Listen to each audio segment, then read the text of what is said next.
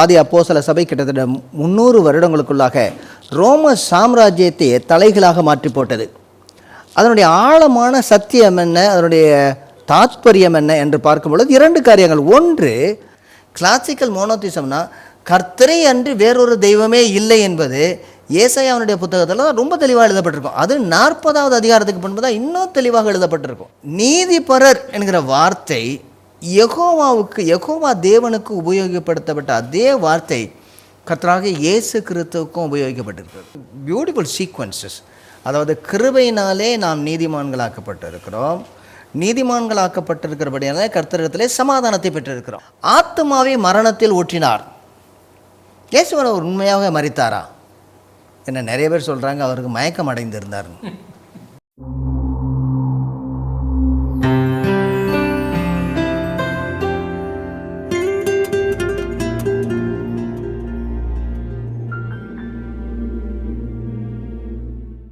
Salvation TV நேயர்கள் அனைவரையும் கர்த்தராகிய இயேசு கிறிஸ்துவின் நாமத்திலே வாழ்த்தி வரவேற்கிறோம். வேத சத்தியத்தை முறையாக படிக்கிறோம். விசேஷமாக ஆதி அப்போஸ்தல திருச்சபைகளிலே எப்படி அவர்கள் சுவிசேஷத்திலே சபைகளை திட கட்டினார்கள், ஸ்திரமாக கட்டினார்கள். சபையானது கிட்டத்தட்ட ஆதி அப்போஸ்தல சபை கிட்டத்தட்ட 300 வருடங்களுக்குள்ளாக ரோம சாம்ராஜ்யத்தை தலைகளாக மாற்றி போட்டது. அதனுடைய ஆழமான சத்தியம் என்ன, அதனுடைய தாத்பரியம் என்ன என்று பார்க்கும் பொழுது 2 காரியங்கள். ஒன்று, அவர்கள் சரியான சுவிசேஷத்தை சொல்லி அந்த சுவிசேஷத்திலே மாத்திரம் சபைகளை கட்டினார்கள். ஒன்று. இரண்டாவதாக, அப்போஸ்தல உபதேசங்கள், அதாவது இயேசுவானவர் சொன்ன உபதேசங்கள் அனைத்தையும் அவர்கள் கை கொள்ளும்படி அவர்களுக்கு உபதேசம் பண்ணுங்கள் என்று சொல்லி அவர் பிரதான கட்டளையை சொன்னது போல எல்லா இடங்களிலும் அவர்கள் உபதேசித்தார்கள். கதை சொல்லலைங்க, சரியானபடி எப்படி வாழ வேண்டும், சுவிசேஷத்தின் அடிப்படையில் எப்படி வாழ வேண்டும் என்று சொல்லி அவர்களுக்கு போதித்தார்கள். இதனுடைய ஒரு பகுதியாகத்தான் நாம் பார்த்து கொண்டு வருகிறோம். பிலிப்பு என்பவர் எத்தியோப்பியா மந்திரிக்கு அவர் சுவிசேஷத்தை சொல்லிக் கொண்டு வருகிறார். அந்த சுவிசேஷத்தை எங்கே இருந்து எடுத்திருக்கிறார் என்றால் ஏசாயாவினுடைய புத்தகம் அதனுடைய 52வது அதிகாரம் 13வது வசனத்திலிருந்து 53வது அதிகாரம் 12வது வசனம் வரைக்கும். இந்த வசனங்கள் எல்லாம் பழைய ஏற்பாட்டிலே விசேஷமாக ஏசாயாவுடைய புத்தகத்தில் கிட்டத்தட்ட ஒரு 700 வருடங்களுக்கு முன்பதாக, கர்த்தராகிய இயேசு கிறிஸ்து வருவதற்கு 700 வருடங்களுக்கு முன்பதாக, ஏசாயா 8th century BC-யோடைய ப்ராஃபட்னு சொல்லுவாங்க. 8வது நூற்றாண்டிலே வாழ்ந்த ப்ராஃபட். ஒரு 3-4 பேர் ஒரே மாதிரி அதே நாட்களிலே சொல்லியிருக்கிறார்கள். 8வது நூற்றாண்டிலே வாழ்ந்தவர் மிகவும் துல்லியமாக இயேசு கிறிஸ்துவுடைய வாழ்க்கையிலே அப்படியே நிறைவேறும்படியாக இந்த வசனங்களை எழுதியிருக்கிறார். 4 இடங்களிலே அவர் பாடுபடும் தாசனுடைய பாடல்கள், யெகோவாவுடைய தாசனுடைய பாடல்கள், songs of the suffering servants of Yahweh, இதில் விசேஷமாக இந்த பகுதி எல்லா இடத்திலும் வாசிக்கப்படுகிறது. எல்லாம் கர்த்தராகிய இயேசு கிறிஸ்துவை முன்னிட்டு இவைகளெல்லாம் தீர்க்க தரிசனங்களாக வியாக்கியானம் பண்ணப்படுகிறது. 52வது அதிகாரம் 1, 12, 13, 14 ஒரு பகுதி. அடுத்ததாக 53வது அதிகாரம் 1, 2, 3 ஒரு பகுதியாக, 2வது பகுதியாக. அடுத்ததாக 3வது பகுதி 4, 5, 6 வசனங்கள். 4வது பகுதியாக 7, 8, 9. 5வது பகுதியாக 10, 11, 12. நாம் 5வது பகுதி கடைசி பகுதியில் இருக்கிறோம். திரும்ப ஒரு தடவை நாம் மறுபடியும் எல்லாவற்றையும் கடைசியாக நாம் பார்ப்போம். இந்த பகுதியில் என்ன நாம் பார்க்கிறோம் என்றால் 10வது வசனத்திலிருந்து வாசிப்போம்னா, கர்த்தரோ அவரை நொறுக்க சித்தமானார், அவரை பாடுகளுக்கு உட்படுத்தினார், அவருடைய ஆத்துமா தன்னை குற்ற நிவாரண பலியாக ஒப்பு கொடுக்கப்பட்ட போது அவர் தமது சந்ததியை கண்டு நீடித்த நாட்களாயிருப்பார், கர்த்தருக்கு சித்தமானது அவர் கையிலே வாய்க்கும். பின்பதாக அவர் சொல்லுவதுன்னா, அவர் தமது ஆத்தும வருத்தத்தின் பலனை கண்டு திருப்தியாவார்.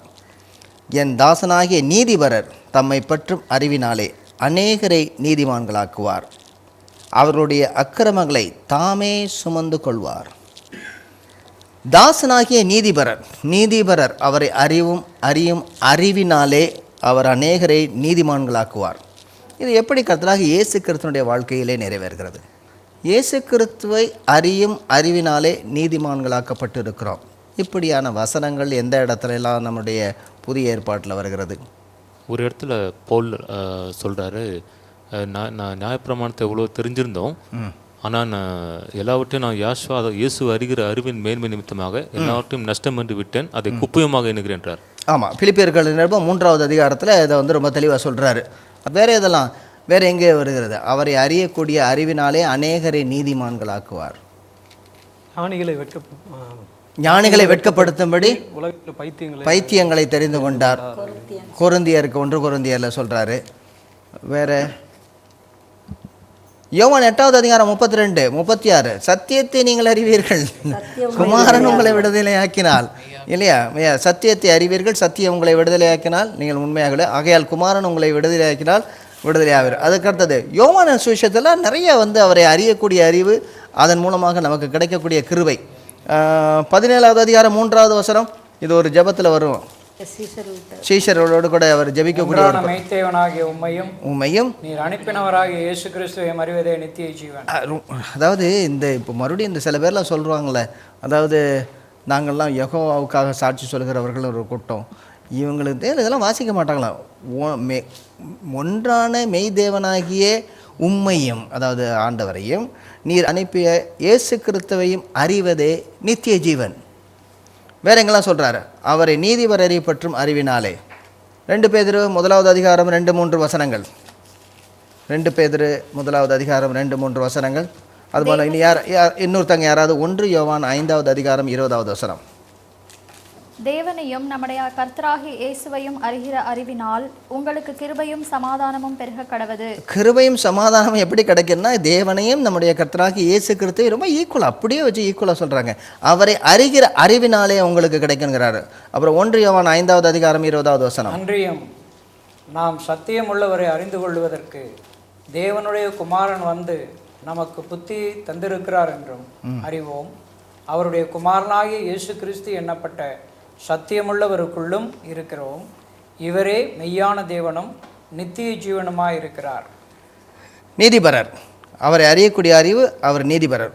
1 யோவான் 2வது அதிகாரம் 1வது வசனம். என் பிள்ளைகளே, நீங்கள் பாவம் செய்யாதபடிக்கு இவைகளை உங்களுக்கு எழுதுகிறேன். ஒருவன் பாவம் செய்வானானால் நீதிபரராய் இருக்கிற இயேசு கிறிஸ்து நமக்காக பிதாவினிடத்தில் பரிந்து பேசுகிறவராய் இருக்கிறார். லூக்கா 23:47, அதாவது 100க்கு அதிபதி சம்பவித்தது எல்லாவற்றையும் கேட்டுவிட்டு சொல்கிறார். என்ன சொல்கிறாருன்னா 23:47, மெய்யாகவே இந்த மனுஷன் நீதிபரராய் இருந்தார் என்று சொல்லி தேவனை மகிமைப்படுத்தினான். ரொம்ப அழகாக சொல்ல, அவரை பற்றி நீதிபரரை பற்றும் அறிவினாலே.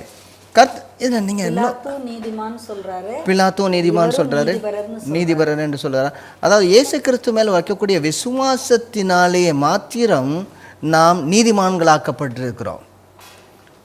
ரோமர்கள் நிருபம் 5வது அதிகாரத்தில் சமாதானமும் நீதிமானாக்கப்படுதும் இயேசு கிறிஸ்துவை அறியக்கூடிய அறிவினாலே மாத்திரம் இருக்கிறது. யோவான் எழுதின சுவிசேஷத்தினுடைய முக்கியமான நோக்கம் என்னென்னு சொல்லுகிறார். 20வது அதிகாரம் யோவான் 20:31வது வசனத்தை வாசிங்களேன். இதுதான் வந்து இந்த புத்தகத்தை எழுதினுடைய முக்கியமான நோக்கம் என்று யோவான் சொல்றார். இயேசு தேவனுடைய குமாரனாகிய கிறிஸ்து என்று நீங்கள் விசுவாசிக்கும்படியாகவும் விசுவாசித்து அவருடைய நாமத்தினாலே நித்திய ஜீவனை அடையும்படியாகவும் இவைகள் எழுதப்பட்டிருக்கிறது. யோவான் சுவிசேஷத்தை எழுதினுடைய நோக்கமே என்னவென்றால், கர்த்தராகிய இயேசு கிறிஸ்துவை நீங்கள் அறிந்து அவரை விசுவாசிக்க வேண்டும், அவருடைய நாமத்தினாலே, இயேசு கிறிஸ்துவின் நாமத்தினாலே நித்திய ஜீவனை அடைய வேண்டும். இது 21 அதிகாரங்களும் அடுத்ததாக 1, 2, 3 யோவான், அடுத்ததாக அவர் வெளிப்படுத்தின விசேஷம் எழுதின எல்லாத்தினுடைய நோக்கம் என்ன? ரொம்ப சிம்பிள், சாதாரணமானது. என்ன? அவரை அறியக்கூடிய அறிவினாலே நமக்கு நித்திய ஜீவன். இந்த வார்த்தை வருது பார்த்தீங்களா, அவர் இந்த நீதிபரர் அப்படிங்கிற வார்த்தை, இந்த நீதிபரர்ங்கிற வார்த்தை யெகோவா தேவனுக்கு உபயோகிக்கப்பட்டிருக்குது. இதே எனது ஏசாயாவுடைய புத்தகத்தில் உபயோகிக்கப்பட்டிருக்குது. சங்கீதத்தை எடுத்து பாருங்களேன். சங்கீதம் 11வது சங்கீதம் 7வது வசனம் வாசிக்கும். கர்த்தர் நீதியுள்ளவர், நீதியின் மேல் பிரியப்படுவார், அவருடைய முகம் செம்மையானவனை நோக்கி இருக்கிறது. நீதிபரர், கர்த்தர் நீதி உள்ளவர், நீதிபரர். அதுக்கு அடுத்ததாக இது ரொம்ப இன்னும் தெளிவாக ஏசாயா 45:21.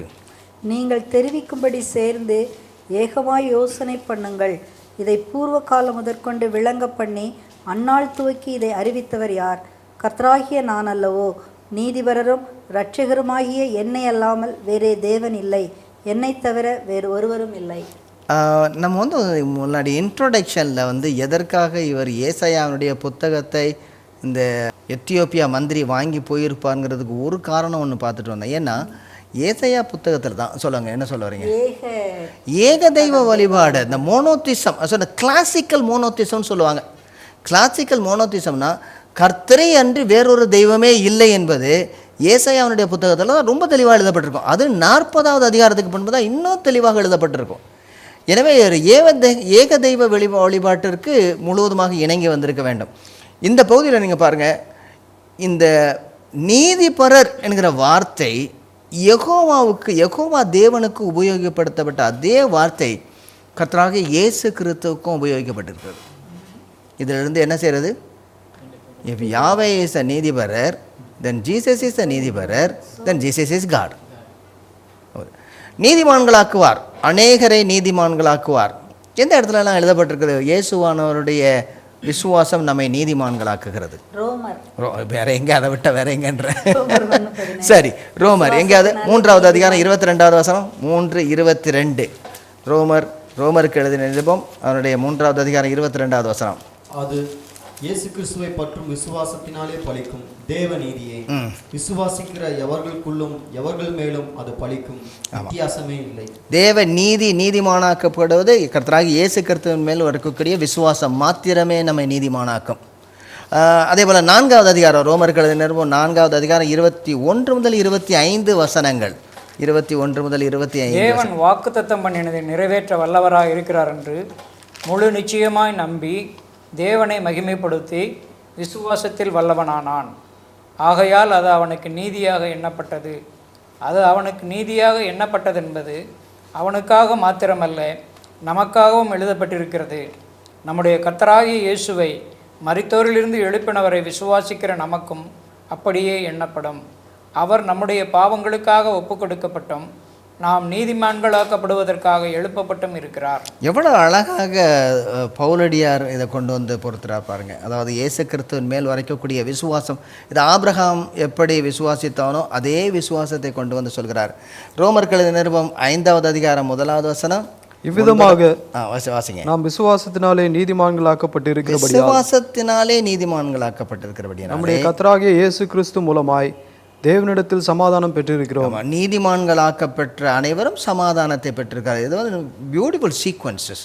அதாவது கிருபையினாலே நாம் நீதிமான்களாக்கப்பட்டிருக்கிறோம், நீதிமான்களாக்கப்பட்டிருக்கிறபடியாலே கர்த்தரிடத்திலே சமாதானத்தை பெற்றிருக்கிறோம். இப்படி நாம் அவருடைய இரத்தத்தினாலே நீதிமான்களாக்கப்பட்டிருக்க. 9வது வசனம் இல்லைங்களா?